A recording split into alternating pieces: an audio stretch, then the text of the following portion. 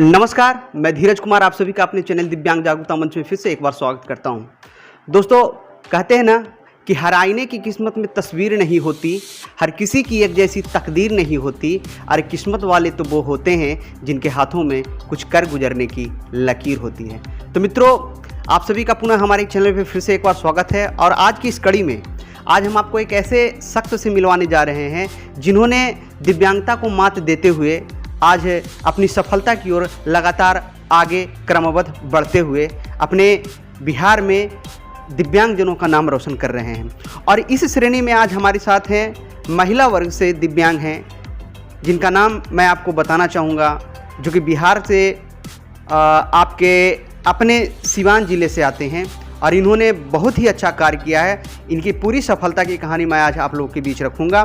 तो मैं रिंकू कुमारी जी का मैं स्वागत करना चाहता हूं, जो कि हमारे दिव्यांगजन समूह के सिवान जिला की अध्यक्ष हैं। रिंकू जी, आपका हमारे चैनल पे स्वागत है। नमस्कार सर। आज आप सभी को, हमारे जितने भी दिव्यांग दर्शक हैं या फिर सकलांग दर्शक हैं, आप सभी को एक बड़ा एनर्जी मिलेगा। आज मैं इनसे जो भी बातें कुछ करूंगा, इनसे मिलने के बाद जो मैं मोटिवेट हुआ हूं और इनसे जो भी मैंने जाना पूछा और इसके बाद जो पता चला हमें, तो मैं अपने आप को इनके सामने तुच्छ मानता हूं और इनके जज्बे को सलाम करता हूं। तो आइए इनसे बहुत सारी बातें करेंगे कि वे जीवन में किस तरह से सफल हुई हैं और आज एक सफल उद्यमी हैं और जिनका आज लाखों का कारोबार चल रहा है और वे 2 पैरों से दिव्यांग हैं। आपको जानकर ताज्जुब होगा कि ये एक 2 पैरों से दिव्यांग लड़की, जो कि किसी के घर में यदि कोई बेटी जन्म लेती है तो बेटी के जन्म से ही जिसको घर में परेशानी होनी शुरू हो जाती है, उनके माँ बाप को क्या गुजरा होगा जिनकी बेटी तो है ही, साथ ही वह बेटी दोनों पैरों से दिव्यांग है। तो मैं तो ताज्जुब करता हूँ और इनको सैल्यूट करता हूँ अपने चैनल के माध्यम से, आप सभी दर्शकों के माध्यम से। आज मैं आपको बताऊंगा इन्होंने अपने जीवन में, आज इनका उम्र मात्र 25 वर्ष की है और 25 वर्षों में इन्होंने लाखों का जो है कारोबार खड़ा कर रखा है और हम सभी दिव्यांगजनों के लिए मिसाल है। खास करके उन तमाम दिव्यांग जो हमारी बहनाएं हैं, बेटियां हैं, हमारी माताएं हैं, जो इस बात को हमेशा घर उनके माइंड में कर गया कि वे दिव्यांग हैं, वे कुछ नहीं कर सकते हैं, उन सबों के लिए प्रेरणा है हमारे बिहार के सिवान जिले की रिंकू कुमारी। तो रिंकू जी, मैं आपसे कुछ बातें करूंगा, हमारे दर्शक भी आज जानना चाहेंगे क्योंकि मैंने बहुत सारी बातें आपको बताई और इसमें बहुत सारी बातें हैं जो हमारे दर्शक जानना चाहेंगे कि आपने किस प्रकार से अपना कैरियर में जो है लाखों का कारोबार खड़ा किया और आज एक सफल उद्यमी हैं। तो सबसे पहले मैं आपको मैं चाहूँगा कि आप एक छोटा सा इंट्रोडक्शन हमारे दर्शकों को दे दें कि आप कहाँ से आती हैं, आपका नाम क्या है, सारी चीज़ बता दें। नमस्कार सर, आपके चैनल में जी सर, मेरा नाम रिंकू कुमारी है, सिवान डिस्ट्रिक्ट से बिलोंग करती हूँ, एक छोटा मोटा गांव से जिसका नाम धनौती मठ है जी। सर, आपके दर्शकों को कहना चाहते हैं कि सारे दिव्यांग भाई बहन को मेरा नमस्कार। मैं ये कहना चाहती हूँ कि जो भी दिव्यांग भाई बहन है वो अपने आप को कभी कमज़ोर ना समझें। जो भी सहयोग सपोर्ट है सिवान डिस्ट्रिक्ट को तो अलग बात है, पूरा स्टेट की बात कर रहे हैं। कोई भी स्टेट में अगर कोई भी कमी होती है तो हमको कॉल कर सकते हैं, कोई भी समस्या होती है तो हमको बता सकते हैं। उनको कुछ भी 24 घंटा किसी भी रात या दिन हो, उनके लिए बराबर है, हमसे बात कर सकते हैं। हम कभी भी किसी भी समस्या में उनका समाधान जहाँ तक होगा वहाँ तक कर सकते हैं, उसके लिए कोई दिक्कत नहीं है। बाकी तो इन्होंने बताया अभी कि वे चूँकि दिव्यांगजनों के जिला अध्यक्ष हैं और दिव्यांगों के लिए सदैव सिवान जिले में काम कर रही हैं। तो रिंकू जी, हमारे दर्शक भी अब जानना चाह रहे होंगे, चूँकि जो मैंने बातें कही, तो सबसे पहले मैं अपने दर्शकों को बता दूं कि इनका उम्र मात्र 25 साल हो रहा है और अभी तक इन्होंने बिहार सरकार की योजनाओं का फ़ायदा लेते हुए इन्होंने अपना एक बड़ा सा कारोबार खोल रखा है। तो उसको जानने से पहले मैं आपको बता दूँ कि रिंकू जी का जो जन्म है 1997 ईस्वी में हुआ और लगातार इनकी योग्यता, आपकी योग्यता कहाँ तक रही है, आपकी शिक्षा कहाँ तक हुई है? ग्रेजुएशन हिस्ट्री ऑनर्स से। इन्होंने ग्रेजुएशन भी किया है, तो समझ सकते हैं कितना इनका एजुकेशन भी काफ़ी अच्छा है। और वे 2 पैरों से दिव्यांग होते हुए भी इन्होंने हिस्ट्री से इन्होंने स्नातक किया है और इनका जो है पीजी में वे लगातार अपना अध्ययन जारी कर रखे हैं और साथ में अपना बिजनेस का कारोबार भी चल रहा है। तो कुछ चीज़ें हैं जो मैं अब इनके बारे में आपको बताऊंगा जिससे कि आप भी मोटिवेट होंगे। सबसे पहले ये वर्तमान में जो है मैं इनसे जानना चाहूँगा कि आप अभी किस प्रकार से, या उससे पहले मैं जानना चाहूँगा कि आपका जो दिव्यांगता है वो किस प्रकार से हुआ और आपका जो दिव्यांगता है उसके प्रति आप सभी के, आपके गार्जियनों का क्या नज़रिया रहा? सर, बचपन में हम छोटे थे, तब बचपन हो जाने के बाद माँ के जन्म से हो जाने के बाद मेरा बचपन में 2-3 साल के थे तब मेरे को पोलियो मार दिया।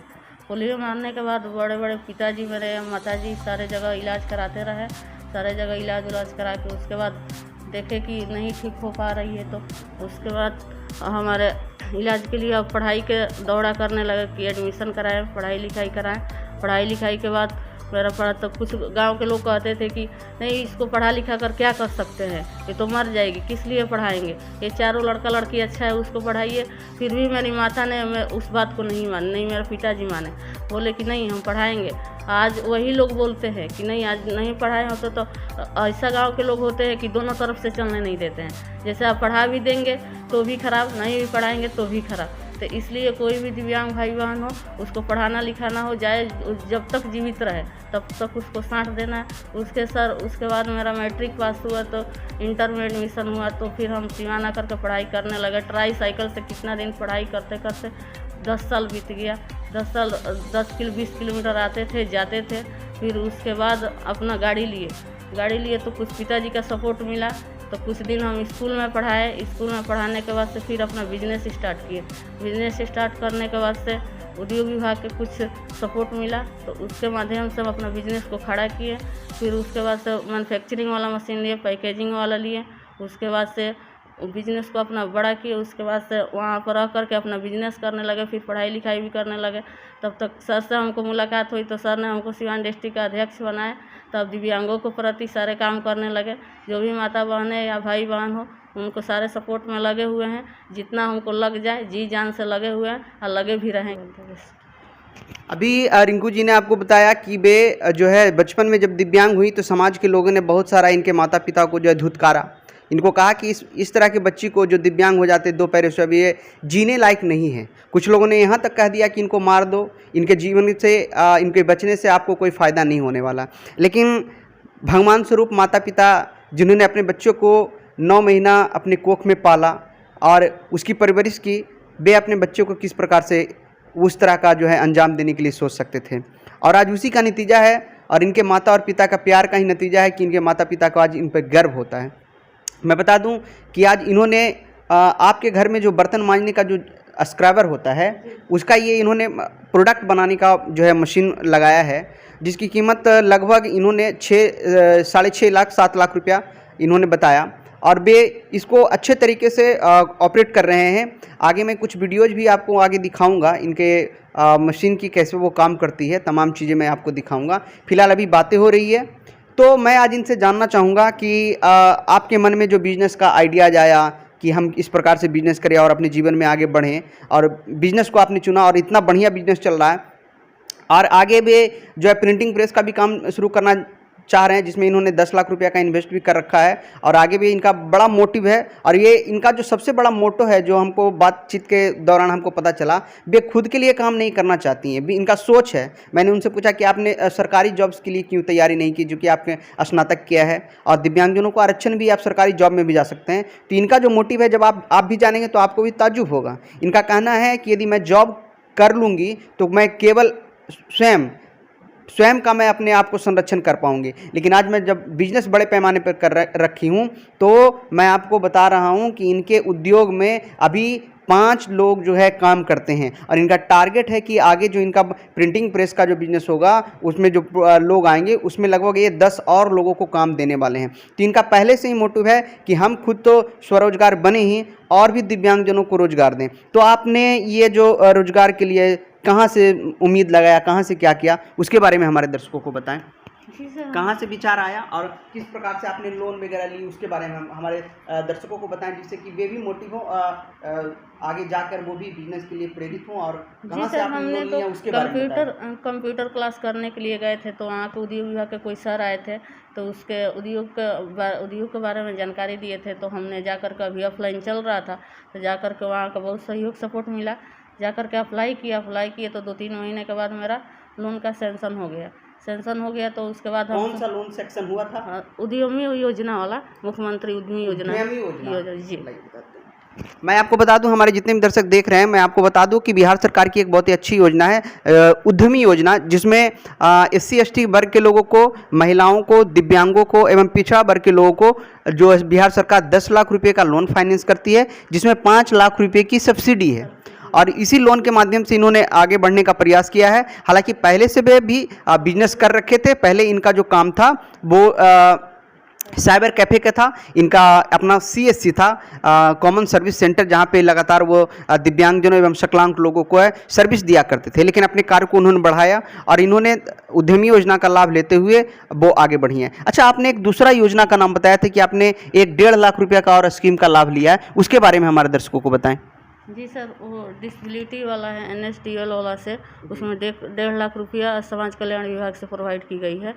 तो उसके लिए सर NSD वाला जो भी दिव्यांग भाई बहनों को कोई भी योजना की जानकारी नहीं है, वो हमसे पूछ सकते हैं, कभी भी किसी भी समय पूछ सकते हैं। ऑलरेडी 24 आवर्स पूछ सकते हैं, कभी भी हम उनको जानकारी दे देंगे। अगर नहीं भी जानकारी देंगे तो थोड़ा देर 5 मिनट टाइम लेकर के भी जानकारी दे सकते हैं, उस फॉर्म को अप्लाई करवा सकते हैं। अगर ऑनलाइन करना है तो मैं खुद से कर सकती हूँ।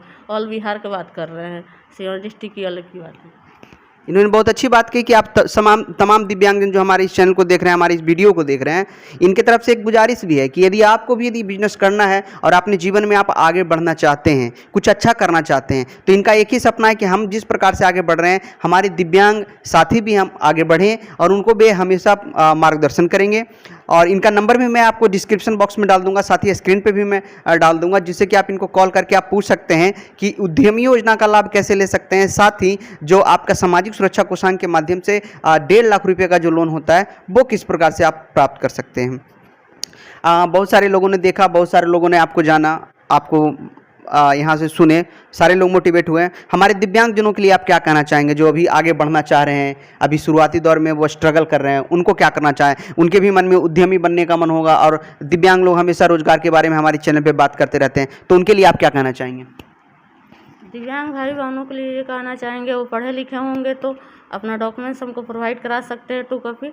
नहीं पढ़े लिखे होंगे तो उनको भी रोजगार है। जो पढ़े लिखे उनको तो ऑलरेडी है, जो नहीं पढ़े लिखे उनको भी है। सब बात यही है कि थोड़ा सा हमसे संपर्क करें और समस्या जो है हमको बताएं, किनको पेंशन की समस्या है, किनको ट्राईसाइकिल के, मोटरसाइकिल के या स्कूटी का, जो भी समस्या है वो सारा का समाधान मेरे पास है। कोई ऐसा समस्या नहीं है जो जिसका समाधान नहीं है, सारे के समाधान है। मगर करेंगे तो आप लोग बताइएगा, तभी तो हम लोग आपका समस्या जान पाएंगे ना। जब तक आप लोग नहीं बताइएगा कि हमको भूख लगी है, तो हमको कैसे पता चलेगा कि आपको पेट है तो आपको भूख लगी है कि नहीं? हम आपसे पूछ ही सकते हैं, पूछेंगे तभी तो बताएंगे, तो हम आपका समस्या का समाधान कर सकते हैं। और राइट है, जितना कह रहे हैं उतना हमको करना भी है। एकदम बिल्कुल हम कहते कम है, करते ज़्यादा है। तो इसलिए सब लोग हमारे नंबर सर डिस्क्रिप्शन बॉक्स में दे देंगे, स्क्रीन पर भी दे देंगे, हमसे संपर्क कर सकते हैं ऑल बिहार में। अभी आपको इन्होंने बताया अभी कि वे किस प्रकार से आगे बढ़ी है। मैं इनसे एक क्वेश्चन और जाते जाते पूछना चाहूँगा, चूँकि समय का कम है, आज हम लोग का कार्यक्रम भी है सिवान में, इसलिए समय का अभाव है। आगे आपका क्या मोटिव है, आगे आपका क्या विचार है, आगे की क्या प्लानिंग है? सर आगे की प्लानिंग यही है कि सर मेरा हम कोई का मतलब छोटा मोटा अभी तो कितना भी है तो छोटा मोटा मेरा बिजनेस है। हम बहुत बड़ा बिजनेसमैन है। जैसे धीरू भाई अंबानी थे, अभी उनके लड़के हैं मुकेश अंबानी, वो थे, अभी बाबा रामदेव हैं, तो उनके जैसा बड़ा बड़ा बिजनेसमैन बने। ऐसा नहीं कि बिजनेसमैन बन करके उधर जाकर बैठ जाए, नहीं।